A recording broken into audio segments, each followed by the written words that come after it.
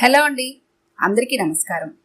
ఈరోజు మనం కేకే భాగ్యశ్రీ గారు రచించిన మంత్రోపదేశం అనే ఓ చక్కటి కథను విందాం. ఇక కథలోకి వెళ్దాం. కాముడు, ఓయ్ కాముడు, నాకు ఆఫీస్కి టైం అవుతోంది, త్వరగా వడ్డించేసేయ్, ఆకలి దంచేస్తోంది అన్నాడు అప్పారావు నీట్గా తయారై టేబుల్ దగ్గరకొస్తూ. మీల్స్ రెడీ సార్, మీదే ఆలస్యం. అతని స్వరస్థాయికి ఏమాత్రం తగ్గకుండా వంటింట్లోంచే తను పొలికేక పెట్టింది కామేశ్వరి. అప్పారావు కుర్చీలో కూలబడేసరికి టేబుల్ మీద కంచం పెట్టి కూర వేసేసింది కామేశ్వరి. ఏమిటిది, తోటకూర?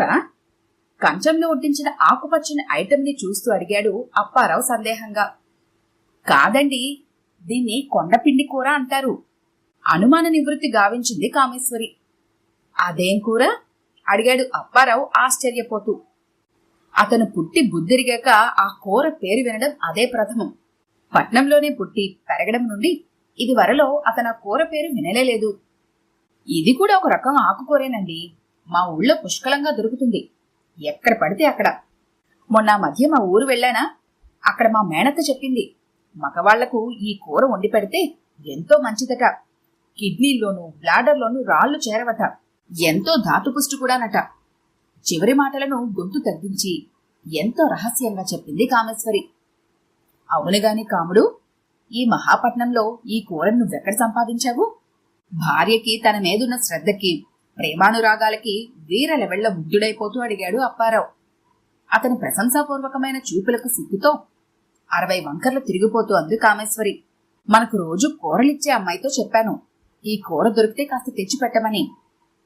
నిజంగా కాముడికి తన మీద అంత ఇంట్రెస్ట్, తన ఆరోగ్యం కోసం ఎంతగా ఇదైపోతోంది. ఇలాంటి భార్య దొరకడం నిజంగా తన పూర్వజన్మ సుకృతం. గర్వంతో అప్పారావు ఛాతీ అంగుళం పెరిగింది. ఆ కూర కూడా నోటికి రుచిగానే తగిలింది. ఆబగా ఆత్రంగా వండిన కూరనంతా లాగించేశాడు అప్పారావు. భీముడి టైపులో కంచాన్ని ఖాళీ చేసిన పతిదేవుడిని మురిపెంగా చూసుకుంది కామేశ్వరి. ఆ మర్నాడు కూడా టేబుల్ మీద అదే కూర దర్శనమిచ్చింది. మరింతగా ఉబ్బితబ్బిబ్బయ్యాడు అప్పారావు. తన ఆరోగ్యం పట్ల కామేశ్వరి కనబరుస్తున్న ఆసక్తిని వేణ్ణోళ్ల కీర్తించాడు. అయితే మర్నాడు, ఆ మర్నాడు, ఆపై మర్నాడు, ఇలా డే బై డే రోజూ కామేశ్వరి ఉన్న వంటకాలన్నీ చేయడం మానేసి కేవలం ఒక కొండపిండి కూరను మాత్రమే రకరకాలుగా వడ్డించడం మొదలుపెట్టింది. మొదటి 2 రోజులు పిచ్చి పిచ్చిగా ఆకుకూరను తిన్న అప్పారావుకి రాను తిండంటేనే విరక్తి కలగసాగింది. వెధవకూర తిని తిని మొఖం మొత్తింది. అసలు అన్నం పళ్ళ ముందుకు రావాలంటేనే ఠారెత్తిపోతున్నాడు. కామేశ్వరి చూడకుండా అన్నానంతటిని అవతల పారబోస్తున్నాడు. నిండుగా కొండలా తొనకని కుండలా ఉండే అతగాడు పుల్లలూడిపోయిన కొండ చీపుర్లా నీరసంగా తయారయ్యాడు. కాని కామేశ్వరికి మాత్రం కొండపిండి కూరను రకరకాల పద్ధతుల్లో తయారు చేయడం కొట్టిన పిండి అయిపోయింది. ఆ సరికి కామేశ్వరికి 2-3 సార్లు నచ్చ చెప్పి చూశాడు. ఆ కూర తన ఒంటికి సరిపడలేదని, అందుకే తనిలా పుల్లలా తయారయ్యానని, అందుకే ఒకవేళ ఆ కూర వండి పెట్టినా దాంతో కాంబినేషన్గా ఏ పచ్చడో పప్పు పులుసో చేసి తగలేయమని మొరపెట్టుకున్నాడు అర్ధాంగి ముందర. దాంతో కామేశ్వరి కోపంగా కళ్ళెర చేసింది. భర్త క్షేమాన్ని సదా ఆకాంక్షించే తన పాతివ్రత్యాన్ని శంకించినందుకు ముఖం వాచేలా చీవాట్లు పెట్టింది అప్పారావుకి.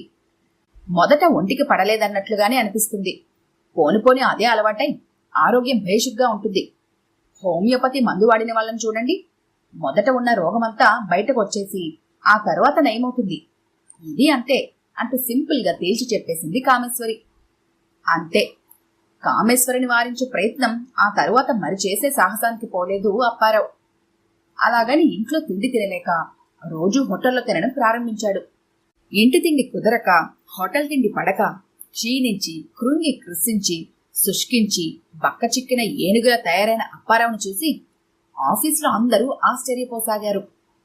అంతగా నీరసించిపోవడానికి గల కారణం ఏమిటోనని తెగ ఆలోచించేశారు. ఒకరి చూపులొకరు అప్పడాల్లా కొరికేసుకున్న తరువాత అందరూ కలిసి అతనికి ఏ ఎయిడ్స్ రోగమో సోకి ఉంటుందన్న ఏకాభిప్రాయానికి వచ్చేశారు. కొందరైతే తమ అనుమానాన్ని నివృత్తి చేసుకుందుకు అప్పారావు ముఖాన్నే ఈ సంగతి అడిగేస్తున్నారు కూడా. మొగుడు కొట్టినందుకు కాదు, తోడికోడలు నవ్విందని ఏడ్చిందట వెనకటికెవతో. అలాగే అప్పారావు కూడా ఇంట్లో భార్య పెడుతున్న గడ్డిని తినలేకపోతున్నందుకు కాదు, ఆఫీస్ స్టాఫ్ వేధింపులు తట్టుకోలేకపోవడమే ఎక్కువ ఆవేదనని కలగజేసింది. దీనికి పరిష్కార మార్గం ఏమిటో ఎంతగా బుర్ర పగలగొట్టుకుని ఆలోచించినా అతనికి తట్టలేదు. అటువంటి ఆపత్ సమయంలో వెతకబోయిన తీగ కాలికి చుట్టుకున్నట్టుగా, ఆడబోయిన తీర్థం ఎదురైనట్లుగా అతని బాల్య స్నేహితుడు తిలకారావు ఆ ఊరు వచ్చాడు ట్రాన్స్ఫర్ మీద. అతని సమక్షంలో భోజన విషయంలో అనుభవిస్తున్న అష్టకష్టాలన్నింటినీ ఏకరవు పెట్టుకున్నాడు అప్పారావు ఏకధాటిగా. తిలకారావు అతను చెప్పిందంత శ్రద్ధగా విని అతన్ని ఓదార్చాడు. ఇటువంటి సమస్యకి అంత వేగంగా సొల్యూషన్ దొరకదని, ఆలోచించి పరిష్కార మార్గం కనుక్కోవాలని ఊరడించాడు అప్పారావుని. అంతదాకా అప్పారావు కడుపు కాల్చుకోనవసరం లేకుండా రోజు 2 పూటలా తనింట్లోనే కాఫీ, ఫలహారాలు, భోజనాది కార్యక్రమాలు కానివ్వచ్చునని సెలవిచ్చాడు తిలకారావు. తిలకారావు ఇచ్చిన అభయంతో అప్పటికి ఉపశమించింది అప్పారావులోని కలిగిన ఆందోళన. అది మొదలుకొని రోజు తిలకారావు ఇంట్లో పీకల దాకా మెక్కేవాడు అప్పారావు. దాంతో అప్పారావు శరీరం పూర్వపు వైభవాన్ని సంతరించుకుంది తిరిగి. ఎంచక్కా బుగ్గలు బూరెల్లా పొంగాయి. ముఖం నిగనిగ మెరిసే ఇత్తడి తపేలాలా పచ్చగా మెరవసాగింది. శరీరంలో శక్తి పుంజుకొని క్రొత్త ఉత్సాహం పరవళ్లు తొక్కసాగింది. అప్పారావులో ఇలా గ్లామర్ అధికమవడానికి కారణం తను అతనికి వండిపెట్టే ఆ కొండపిండి కూరేనన్న అపోహకి గురైన కామేశ్వరి రెట్టించిన ఉల్లాసంతో తన ప్రావీణ్యాన్ని మరింత మెరుగుపరుచుకుంది ఆ కూరను వండటంలో. దాంతో కూర, పులుసు, పప్పు, పచ్చడి ఇలా రకరకాల వెరైటీలను ఎడం చేత్తో చేసి పారేస్తోంది అవలీలుగా. ఇక ఎల్లకాలము స్నేహితుడి ఇంటి మీద పడి మేయడానికి అప్పారావుకి మనసు అంగీకరించలేదు. అలాగని కామేశ్వరి క్రమం తప్పక పెట్టే ఆ పచ్చగడ్డి తినడానికి అతడు సిద్ధంగా కూడా లేడు. అందుకే ప్రాణమిత్రుడు తిలకారావుని ఏదో దారి చూపమని తొందర చేశాడు. తిలకారావు ఎంతో ఆలోచించగా ఓ బ్రహ్మాండమైన ఐడియా తట్టింది అతని బుర్రకి. అది వెంటనే అప్పారావు చెవిలో ఊదేసి మంత్రోపదేశం గావించాడు. అది విన్న వెంటనే అప్పారావు ఆనందం పట్టలేక యాహూ అంటూ ఎగిరి గంతేశాడు. ఏమండి ఏమండి ఏంటి అంత దీర్ఘంగా ఆలోచిస్తున్నారు?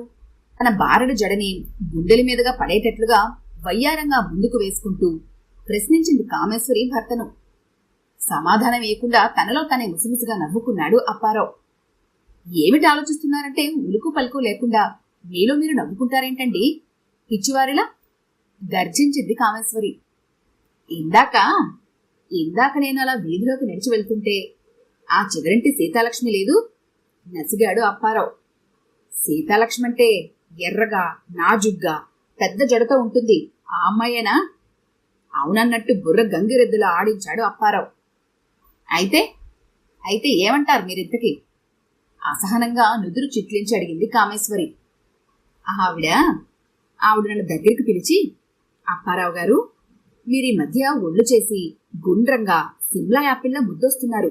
మీరింత హ్యాండ్సమ్ గా తయారవడానికి వెనుకున్న సౌందర్య రహస్యం ఏమిటో కాస్త చెప్తారా అని అడిగింది. రియాక్షన్ కోసం కామేశ్వరి ముఖంలోకి చూస్తూ అన్నాడు అప్పారావు. అంతే, కామేశ్వరి ముఖం ఎర్రబడింది. సీతాలక్ష్మి లాంటి పెళ్లి కాని అందాల బొమ్మ తన భర్తను పట్టుకొని అలా పొగడ్డం ఆమెకు నచ్చలేదని దుమదుమలాడే కామేశ్వరి వదనమే తెలియజేస్తుంది అని నిరసనగా మూతి విరిచింది. దానికి మీరేమన్నారు? కామేశ్వరి గొంతులో అసూయ మెరమెరలాడింది. అది గమనించిన అప్పారావు నవ్వుకున్నాడు గుంబనంగా. ట్రింగ్ ట్రింగ్, నా ఈ అందం వెనుక ఉన్న శ్రమంతా మా ఆవిడదే. ఈ క్రెడిట్ అంతా ఆవిడకే దక్కాలి. నా శరీర సౌందర్యం ఇనుమడించడానికి గల కారణం ఆవిడ నాకు తగు విధంగా భోజనం పెట్టడమే. రోజు నా శ్రీమతి కొండపిండి కూరని రకరకాలుగా వండి నా చేత తినిపిస్తోంది. కాబట్టి నా బ్యూటీ సీక్రెట్ మా ఆవిడ తయారు చేసే కొండపిండి కూర తినడం మాత్రమే. మీరు కూడా నాలాగా అందంగా అవ్వాలంటే కొండపిండి కూరను తప్పక తినండి. ట్రింగ్ ట్రింగ్ అడ్వర్టైజ్మెంట్లను అనుకరిస్తూ చెప్పాడు అప్పారావు. భర్త తనను అంతలా ఆకాశానికి ఎత్తేయడంతో కామేశ్వరుల అంతులేని ఆనందం ఉద్భవించింది. ఉబ్బి తబ్బిబ్బయింది. అయితే ఆ ఆనందంలో అపశృతిలా పరాయి స్త్రీ తన భర్త అందాన్ని అంతగా మెచ్చుకున్న వైనం ఆమెకు బెంగుడు పడకుండా ఉంది. ఇలా రోజు అప్పారావు తన భార్యతో వెనకింటి వెంకటలక్ష్మి ఐ లవ్ యూ అందనో, పొరుగింటి పేరిందేవి మేనతుమ్స ప్యార్ కియా అని వెంబడించిందనో, ప్రక్క వీధిలో పంకజాక్షి లేచిపోదామా అని అడిగిందనో చెప్తూ వచ్చాడు. అలా అందరూ ఆడవాళ్ల మీద భార్యకు లేనిపోనివి చెప్పవలసి వచ్చినప్పుడల్లా ఆ పతివ్రతమా తొల్లిల్ని మనసులోని క్షమాపణలు కోరుకునేవాడు అప్పారావు. వీళ్ళందరితోనూ తన అందం వెనుకున్న అసలు రహస్యం కొండపిండి కూర మాత్రమేనని చెప్పానని భార్య ముందర ఉటకించేవాడు అతను. మొదట్లో ఈ రకమైన మెచ్చుకోళ్లు కామేశ్వరిని ఆనందపరిచినా రాను రాను విసుగనిపించింది. అంతా అప్పారావు వెనక పడడానికి కారణం అతనంత అందంగా మన్మధుడిలా తయారవడమేనన్న సత్యాన్ని గ్రహించింది. భర్తలో గ్లామర్ తగ్గినా పర్వాలేదు గాని అతను మాత్రం తనకే దక్కి తీరాలని యోచించింది తీవ్రంగా ఆమె. తత్ఫలితంగా అప్పారావుకు పెట్టే భోజనంలో ఆ కూర తప్పించి మిగిలిన వండి పట్టడం మొదలుపెట్టింది. ఆర్డర్ తప్పకుండా రోజు దర్శనమిచ్చే ఆ కూర కంచంలో కానరాకపోవడంతో తన పాచిక పారిందని సంతోషించాడు అప్పారావు. ఓ రోజు కామేశ్వరిని అడిగాడు, కాముడు, ఏంటి మధ్య? అదేది? అదే ఆ కొండపిండి కూర. దాన్నెందుకు చేయడం మానేశావు? ఏ కూరలమ్మా తేవడం లేదా? అంతదాకా ప్రసన్నంగా ఉన్న కామేశ్వరి ముఖం ఆ ప్రసక్తి తేవడంతో పేలగింజలా వేగిపోయింది. ఆ వెధవ కూర గురించి నా దగ్గర ఎత్తద్దు. తోటాలా దూసుకొచ్చింది ఆ మాట కామేశ్వరి నోటంట. అది కాదు కాముడు, అది నా ఆరోగ్యాన్ని ఎంతగానో పరిరక్షించిందని, నా బాడీ పెరగడానికి దోహదపడిందని నీకు తెలుసు కదా, మరెందుకు చేయడం మానేశావు? సాగదీసి అడిగాడు అప్పారావు. అందుకే మానేశాను. ఇప్పుడు మీరు బాడీ పెంచుకొని బాడీ బిల్డర్లా ప్రదర్శన ఇవ్వక్కర్లేదని నాకు అనిపించింది. అంతే. ఇంకెప్పుడు ఆ దరిద్రగుట్టు కూర విషయం నా ముందర ప్రస్తావించకండి. అర్థమైందా? మహంకాళిలా హుంకరించింది కామేశ్వరి. ఆమె అంతలా కసిరినా అప్పారావుకెంతో హాయిగా అనిపించింది. ఇక ముందు రోజు అదే కూర తినవలసిన అగత్యం తప్పిపోయిందనే విషయం అర్థమైన అప్పారావు తన 80 కిలోల బరువున్న శరీరం దూదిపింజల గాలిలో తేలిపోతున్నంత హ్యాపీగా ఫీల్ అయ్యాడు. ఆనాడు మిత్రుడు తిలకారావు తన చెవిలో ఊదిన మంత్రోపదేశాన్ని మరోమారు మననం చేసుకున్నాడు. చూడు బ్రదర్, ఈ ఆడవాళ్లున్నారే, అస్సలు అర్థం కారు. ఎంతో ఖరీదు పెట్టి తాము కొనుక్కున్న చీరలు, నగలు, స్టీల్ సామాన్లు వగైరా వగైరాలన్నీ సాటి స్త్రీల ముందు ఎగ్జిబిషన్ చేసి వాటి ప్రశంసలు పొందుదామని కుతూహలపడతారు, ఉవ్విళ్ళూరుతారు. కాని వేలకి వేలిపోసి కొనుక్కున్న ప్రాణనాథుని మాత్రం పరాయి స్త్రీల కంట పడనీయకుండా జాగ్రత్త పడతారు. తమ భర్త తమకు మాత్రమే చెందాలని ఆరాటపడతారు. నువ్వా రూట్లో ప్రొసీడ్ అయిపో. మీ వీధిలోనే కాక చుట్టుప్రక్కల వీధుల్లో ఆడవాళ్ళందరూ నీ వెనకే పడుతున్నట్లు, దానికి కారణం నీ శ్రీమతి చేసి పడుతున్న ఆ కొండపిండి కూర తాలూకు మహత్యమేనని నువ్వు చెప్పుకు తిరుగుతున్నట్లు బూస్టింగ్స్ ఇచ్చి మీ ఆవిడ దగ్గర కుచ్చుటప్పాలు కొట్టు. నా మొగుడు నాకే సొంతమన్న లెవెల్లో ఆవిడ ఆలోచించి నువ్వు చిక్కి సగమైన బాధపడదు గాని నువ్వు పూర్తిగా తనకే దక్కాలని ఇక మీద చచ్చినా నీకు వండి పెట్టదు. ఈ సలహా ఫాలో అయిపో. ఈ తిలకారావు తడాకా ఏంటో నీకే అర్థమైపోతుంది అంటూ మునిపుంగవుడిలా బోధ చేసిన తిలకారావు కళ్లల్లో మెదిలాడు అప్పారావుకి. మొత్తానికి అతగాడు చేసిన మంత్రోపదేశం యమ పవర్ఫుల్ గా పనిచేసి తన ఇక్కట్లను దూరం చేసింది. Thank you Tilakarao. గుండెల మీద చేతులేసుకుని నిశ్చింతగా నిద్రపోయాడు అప్పారావు. ఈ కథ కనుక మీకు నచ్చినట్లయితే లైక్ చేయండి, షేర్ చేయండి.